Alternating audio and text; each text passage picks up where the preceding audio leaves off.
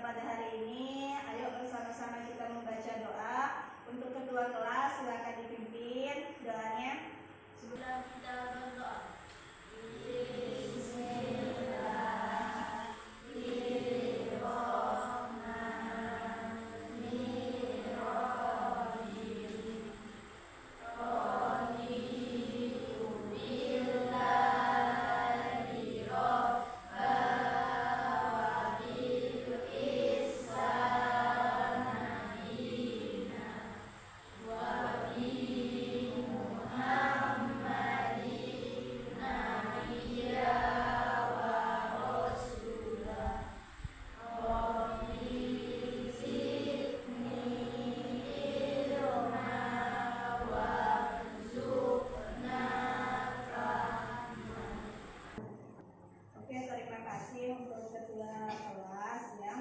bagaimana kabarnya hari ini?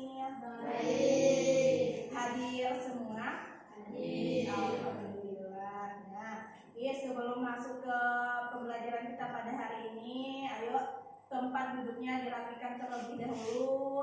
Sampah yang ada di sekitaran kalian silakan buang ke tempatnya kalau ada ya.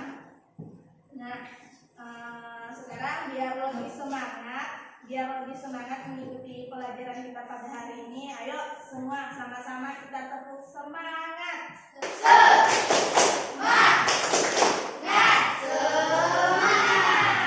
Oke, alhamdulillah ya. Masih ada yang ingat materi kita minggu lalu mengenai apa? Masih ada yang ingat tentang menghindari mimpi dan melaksanakan tabayun. Oke. Jadi materi minggu lalu itu jangan sampai dilupakan ya, karena banyak manfaatnya. Terutama menghindari mimpi dan melaksanakan tabayun itu merupakan salah satu amalan atau sikap terpuji yang diberikan Allah ya. Nah, pada hari ini kita akan membahas materi mengenai ruksah. Bisa kalian lihat di depan itu ruksah dalam sholat. Yang dimana tujuan kita mempelajari ruksah dalam sholat ini yaitu yang pertama, peserta didik mampu menjelaskan pengertian ruksah dalam sholat. Yang kedua, peserta didik itu mampu mengidentifikasi kondisi yang membolehkan ruksah dalam sholat. Yang ketiga, peserta didik mampu memahami hikmah dari adanya ruksah dalam sholat. Nah, sekarang Ibu harapkan kalian itu dalam mengikuti pelajaran konsentrasi ya, harus mendengarkan agar apa yang kita dapat hari ini dapat kita ingat, dapat kita terapkan dalam kehidupan sehari-hari kelak.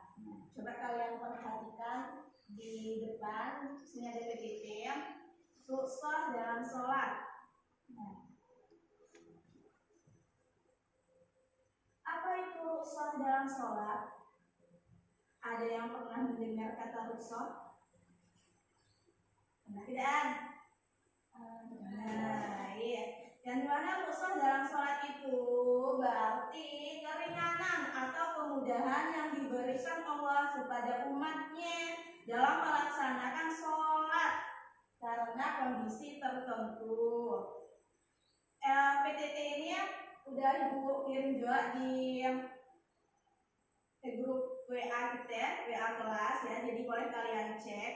Ini dalil yang berkaitan dengan ruksah dalam sholat, yaitu Quran Surah Al-Baqarah ayat 286. Nah sekarang, mengapa kita harus belajar ruksah dalam sholat? Ya ini ada 6 poin. Yang pertama itu memahami prinsip kemudahan dalam ibadah, dan selanjutnya itu silakan kalian baca nanti ya. Terus bagaimana penerapan ruksah dalam sholat di kehidupan sehari-hari? Nah, dalam penerapannya itu yang pertama qasar sholat atau membedakan sholat, yang kedua jamak sholat atau menggabungkan sholat, dan selanjutnya 3, 4, 5, dan 6 boleh kalian baca nanti ya. Sekarang untuk apa? Nah, untuk apa belajar ruksah? Banyak sekali manfaatnya untuk belajar uswah itu ya. Nah, yang pertama itu meningkatkan kepatuhan terhadap kewajiban sholat dan selanjutnya. Nah, di sini saya akan menampilkan skenario. Di sini ada seorang musafir bernama Ahmad dalam perjalanan jauh menggunakan bus antar kota. Perjalanan ini memakan lebih dari 10 jam. Di tengah perjalanan, waktu sholat tiba, tetapi bus tidak berhenti di tempat yang memungkinkan Ahmad untuk melaksanakan sholat dengan sempurna. Nah, Ahmad itu merasa bingung bagaimana cara melaksanakan sholat dalam kondisi tersebut. Nah, jadi tugas kalian sekarang itu ya, untuk mengidentifikasi masalah yang terdapat di dalam skenario ini. Tugas kalian itu untuk mengidentifikasi, mencari masalah yang terjadi di dalam cerita ini. Nah, saya mau tanya, bagaimana Islam memberikan kemudahan dalam melaksanakan sholat seperti ini? Ada yang bisa jawab? Ya, coba. Ada. Satu, dengan boleh menjamak salat, menggabungkan salat. Dua, boleh mengasyar salat, menukar salat. Tiga, Ya, benar ya. Dalam keadaan ini boleh kita mengqashar sholat, boleh menjamak sholat, dan boleh tayamum ketika untuk berwudu. Sekarang ya, kalian ibu bagi menjadi beberapa kelompok. Untuk kelompok 1, Rizky dan kawan-kawan, kelompok 2 Yeni dan kawan-kawan, dan kelompok 3 itu Yuda dan kawan-kawan. Nah, silakan kalian duduk dengan kelompoknya masing-masing. Ya, silakan kalian duduk dengan kelompok masing-masing. Ya, kalau sudah, ibu akan menampilkan LKPD dari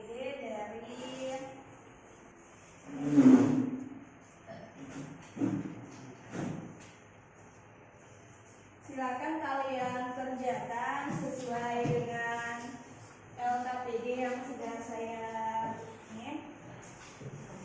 Coba dilihat, dicari ya. Nah, coba kalian buka itu. Diskusikan masalah di bawah dengan kelompokmu ya. Diskusikan. Ini masalah yang tadi, skenario yang tadi kita lihat. Seorang musafir itu bernama Ahmad. Nah, sedang dalam perjalanan jauh menggunakan bus antar kota. Ya. Untuk yang pertama, diskusikan, identifikasi masalah yang terdapat di dalam skenario tersebut. Yang kedua, sebutkan kondisi yang membolehkan uswah dalam sholat. Yang ketiga, yang ketiga, jelaskan tata cara melaksanakan sholat bagi musafir dalam keadaan atau kondisi yang sulit. Dan yang keempat, yang harus kalian jawab, yang harus kalian diskusikan, yaitu tuliskan pengalaman kalian dalam menyelesaikan tugas ini dan apa yang telah kalian pelajari serta kalian rasakan selama proses pembelajaran ini berlangsung. Mengerti dengan tugasnya? Mengerti. Oke, kalau mengerti, Ibu sepakat waktunya 30 menit cukup? Oke, silakan dikerjakan dan didiskusikan. Yang mau ditanyakan atau yang kurang mengerti, kurang jelas, silakan bertanya. Ibu, ya Melani. Identifikasi masalah. Nah, identifikasi masalah dari yang ini, dari yang skenario yang terdapat di sini. Masalah apa yang kalian temukan? Itu yang harus kalian diskusikan. Nah, udah selesai semua?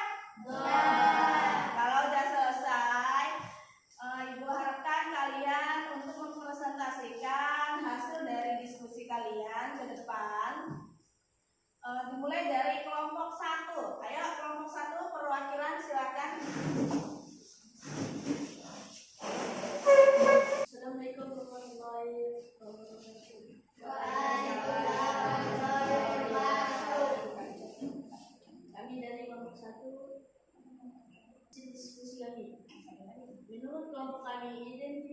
masalah yang terdapat di dalam skenario antara lain.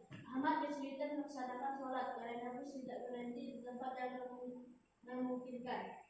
Ahmad tidak tahu apakah diperbolehkan melaksanakan sholat di dalam bus. Ahmad bingung bagaimana tata cara sholat dalam kondisi musafir. Ahmad merasa khawatir jika sholatnya tidak sah karena tidak dilakukan dengan sempurna. Ayo tepuk tangan untuk kelompok 1.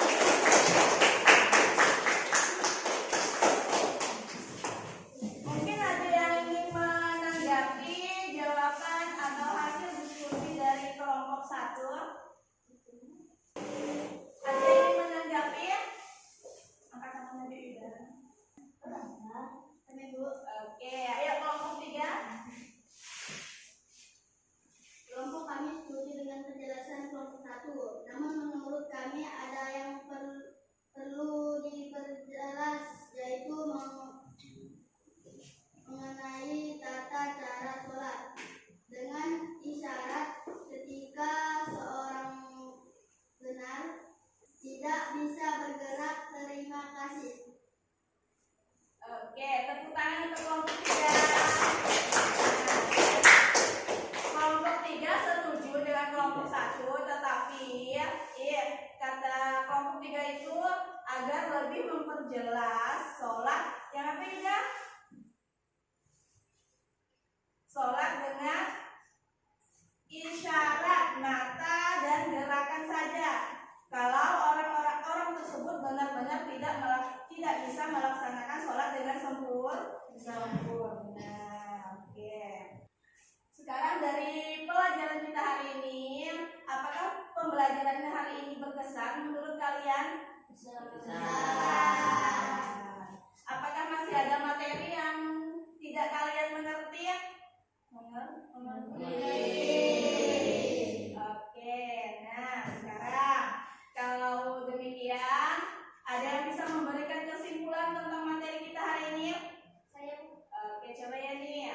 Sah adalah keringanan yang diberikan oleh syariat Islam kepada umatnya dalam melaksanakan ibadah, termasuk sholat. Iya, rusyah itu adalah keringanan yang diberikan oleh syariat Islam untuk tepuk tangan untuk Yani.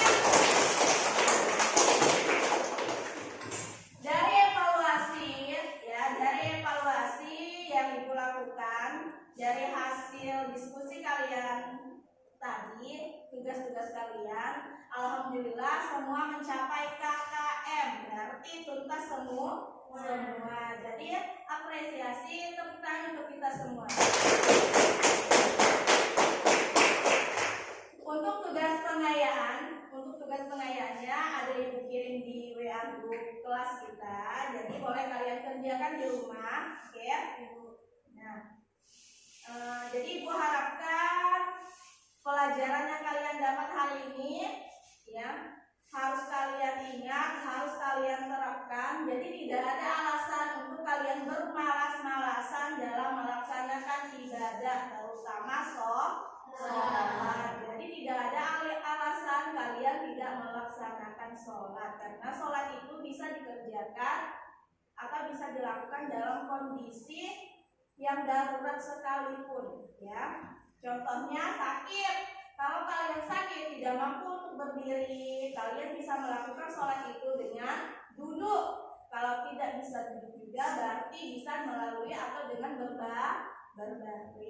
Nah, untuk menutup pelajaran kita pada hari ini, marilah bersama-sama kita mengucapkan hamdalah. Alhamdulillahirobbilalamin. Dan Ibu akhiri, assalamualaikum warahmatullahi wabarakatuh.